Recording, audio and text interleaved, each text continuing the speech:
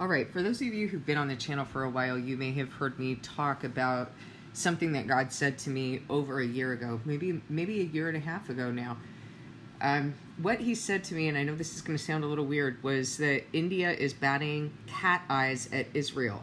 And when I asked him, well, what do you mean by that? And by the way, that's typically the way things go. God says something to his prophets, and they don't understand it right away. They have to receive it from him.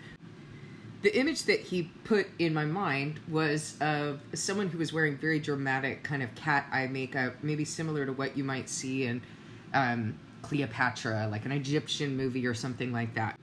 Ancient Egypt, not modern Egypt. And he gave me the feeling of this being like a seductive prostitute.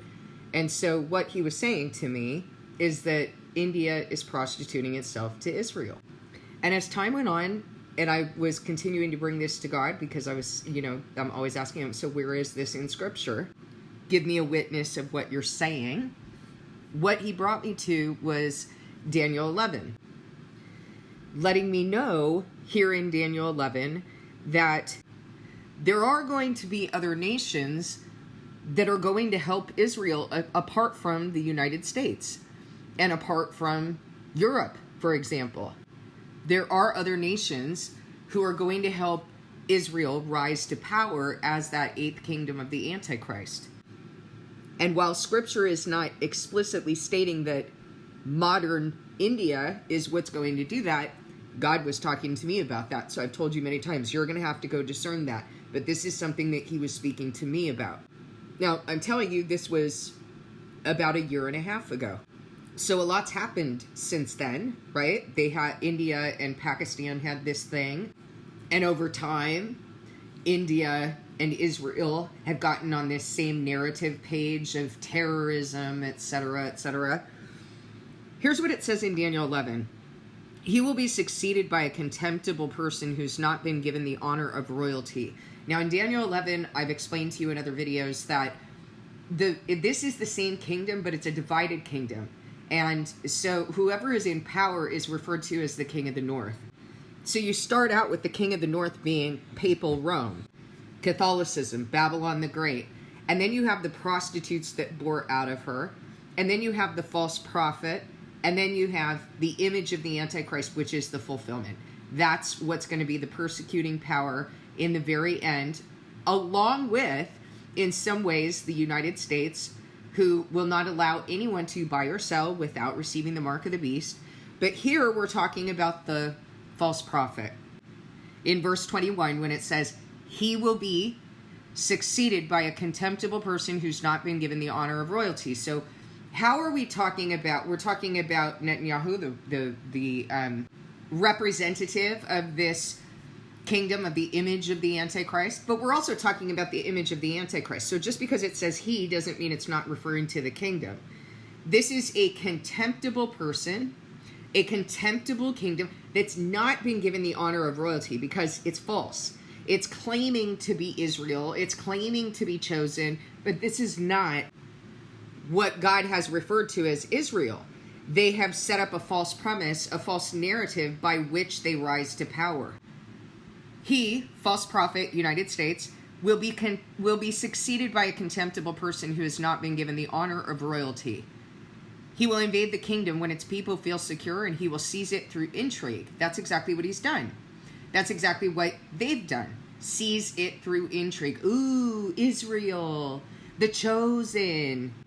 It's this intriguing narrative, as Pete Sessions said in this documentary that I have posted on this channel. This entire matter is based on faith in our Creator, but not just faith in our Creator, faith in a chosen people. What? Faith in a chosen people? Excuse me, no. Salvation doesn't come through human beings. Salvation comes through God. Salvation comes through his Christ, who is God. You worship human beings, you're in a different kingdom, homie. This is not a matter of faith in a chosen people, even if those people legit are chosen. We don't worship one another. Do we worship the apostles and prophets? Do you remember that even in Revelation, well, maybe you don't, but in the book of Revelation, when John falls down and starts worshiping the angel, and the angel's like, no, don't worship me. I'm a co-laborer with you. I'm a servant with you. Worship God alone. These people are outright idolaters. That's why this is referred to as the image of the Antichrist, even though we know that it's actually a people. Because what they've done is set up an image in these people that they worship. So he, the false prophet, will be succeeded by a contemptible person who has not been given the honor of royalty. He will invade the kingdom when its people feel secure and seize it through intrigue. This is not necessarily talking about war, although we know that this is a spiritual war and that there's a spiritual intention of invading the kingdom and seizing it through intrigue. So look, this isn't too hard to see, okay? MAGA is going to continue supporting Israel. Counterfeit Israel. They may not continue supporting Trump, but they will continue supporting counterfeit Israel because they are part of the Antichrist and they are going to continue worshiping the image that they worship. So he will invade the kingdom when its people feel secure, and he will seize it through intrigue. So he's going to take over the kingdom of the Antichrist, and he's going to rise to power. And then an overwhelming army will be swept away before him. Both it and a prince of the covenant will be destroyed. Well, I have news for you. NATO and America and MAGA and Christian Zionism and Christian nationalism, that's an army. They fight for a particular ideology, don't they? But right now, that army is crumbling. That army is turning on their commander, aren't they? Both it and a prince of the covenant will be destroyed. After coming to an agreement with him, he will act deceitfully, and with only a few people, he will rise to power. So that's the part that I want to show you, is that with only a few people, he's going to rise to power. You need to discern what I'm saying about India, but I did say this a year and a half ago. And so I'm going to read to you what's going on between India and Israel.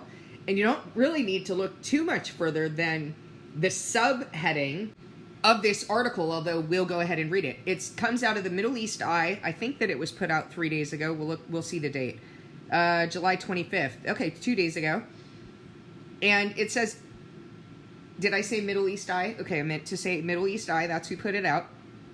India and Israel meet to deepen military ties in sign of solidarity amid Gaza atrocities. Here's the subheading.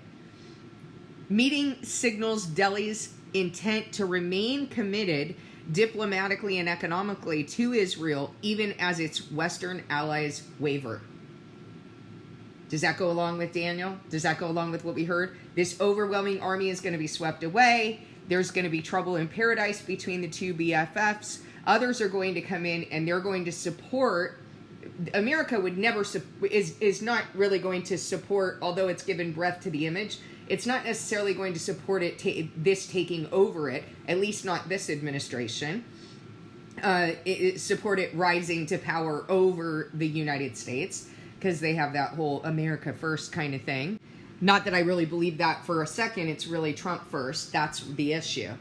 He's not going to allow that, or he's not going to support it. I don't think he has much of a choice at this point, because when he's being exposed for some things that are bursting the bubble. As Marjorie Taylor Greene says, this is a red line. Oh, finally, there's a red line where you don't support this maniac. Okay, but the image of the Antichrist is going to rise to power. So, meeting signals Delhi's intent to remain committed diplomatically and economically to Israel, even as its Western allies waver. Now, in the last couple days, Macron also came out and said, what? He's advocating for Palestinian statehood. And of course, America pushed back on that, or this representative of America pushed back on it. And others have been coming out as well and saying this is not okay. I mean, have you guys seen the pictures of these starving babies, laying there, taking their last breaths, just waning away? I am telling you, I can hardly bear it.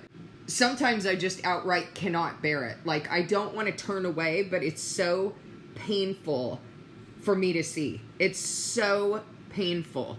Let's read the article. India and Israeli military officials have pledged to deepen and strengthen military ties, even as images of Israel's engineered starvation of Palestinians continue to send shockwaves around the world. More than 59,000 Palestinians have been killed as a result of Israel's war on Gaza, which several countries, as well as many international rights groups and experts, now qualify as an act of genocide. Oh, it's about time. More than 115 Palestinians, including 80 children, are estimated to have died from starvation since October 2023, including, I'm not sure if that's a typo, that doesn't make sense to me, including 15 who died of malnutrition on Monday. Earlier this week, more than 24 countries, including France and the UK, condemned the drip-feeding of aid and the inhumane killing of civilians, including children, seeking to meet their most basic needs of water and food, further calling for Israel's war on Gaza to end. But as global condemnation and calls for an arms embargo on Israel mounted this week, on Wednesday, India's Defense Secretary and the Director General of Israel's Ministry of Defense met in New Delhi and agreed to further strengthen bilateral defense cooperation with a long-term perspective. That's so disgusting, you guys. I mean, this is really repugnant that anyone would rise up at this point when these pictures are being put out and this understanding of what Israel is doing to Palestinians, to little babies that are weeks old who have no responsibility in this war whatsoever, that they would rise up and say, yeah, we want to increase our ties with you. That is disgusting. The meeting between Sri Rajesh Kumar Singh and the Israel's Deputy Chief of Staff, Major General Amir Baram, signaled once more Delhi's intention to remain committed to supporting Israel diplomatically and economically, even as Israel loses the support of some of its staunchest allies. That's because you're devils, that's why. In a statement released by the Press Information Bureau, PIB, on Wednesday, Delhi said its defense secretary reiterated India's zero-tolerance approach to terrorism. These are babies. They're not terrorists. Zero approach to terrorism, and condemned the October 7th, 2023 terrorist attacks in Israel and called for the release of all hostages. It also narrated Israel's support for India's fight against terrorism. Narrative. The statement said the visit by the Israeli Deputy Chief of Staff marks a pivotal step in India-Israel defense relations and reinforces both sides' commitment to enhance their strategic partnership, the statement added. The meeting comes as part of a flurry of diplomatic and economic exchanges between the two states over the past several weeks. On Wednesday, Delhi's mayor, Raja Iqbal Singh, held a meeting with Israeli Ambassador Reuven Azar in the capital, in which Singh reiterated the country's commitment to stand with Israel during these difficult times. Oh, poor Israel, must be really difficult. I'm sorry, during what difficult times? How hard is it for them to be bombing and shooting at little kids going to get flour for their families? Or maybe even not for their families, because their families aren't even around anymore, but just trying to survive on the streets of rubble. Singh is reported to have added that both countries share a strong relationship based on friendship, cooperation, and mutual respect. I highly doubt they have any of those qualities, by the way. It's based on money. According to reports, the duo discussed using Israeli expertise to improve healthcare, education, parks, and solid waste management in Delhi. With Israel being a technologically advanced country, this kind of exchange of ideas and experiences will further strengthen the functioning of the corporation. I'm guessing that was supposed to be cooperation. Maybe I'm missing something. Delhi's Commissioner Ashwani Kumar said. The mayor's comments were promptly slammed by Indian activists based in Delhi. A letter circulating amongst activists described Singh's comments. I'm glad there's activists in India speaking out about this, because this is sick. This is sick. I'm tired of the stories. I'm not going to sugarcoat it. I'm not going to be bullied into saying, I condemn blah, blah, blah. No, go somewhere else with that. A letter circulating amongst activists described Singh's comments as cruel, cold-blooded joke, a cruel, cold-blooded joke in the face of rivers of Palestinian blood. Mayor Singh's disgraceful declaration that he stands with Israel in difficult times is nothing short of a moral betrayal, that's right, and a distortion of truth. A letter signed by several activists in India read, good for them. Whose difficult times is he speaking of? It is not Israel, but the people of Palestine who are enduring the most horrific times. Relentless bombings, the destruction of hospitals, schools, homes, and the systematic blocking of essential food, water, and medical supplies.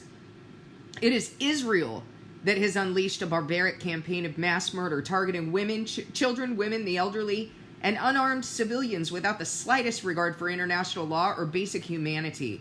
The letter condemning the mayor's comments added. The last meetings come just 2 weeks after the Israeli government said that it was finalizing an investment protection agreement, IPA, with India. IPAs are meant to address the risk of investing in each other's countries at a time of rising insecurity. Commenting on the IPA, Abdullah Moaswes, sorry, I know I'm not saying it right, a Palestinian writer and academic based in the UK, told Middle East Eye the Indian government was using its ties with Israel to project diplomatic victories to its voter base, amongst whom support for Israel is a popular sentiment. India is the world's largest importer of Israeli weapons, and Delhi is also emerging as a major co-producer of Israeli weapons. Okay, increasing the ties, increasing their economic and military bonds and agreements. Activists in India have been urging their government to impose an arms embargo after it discovered that Delhi had sent combat drones as well as an AI weapons system in aid of Israel's war effort.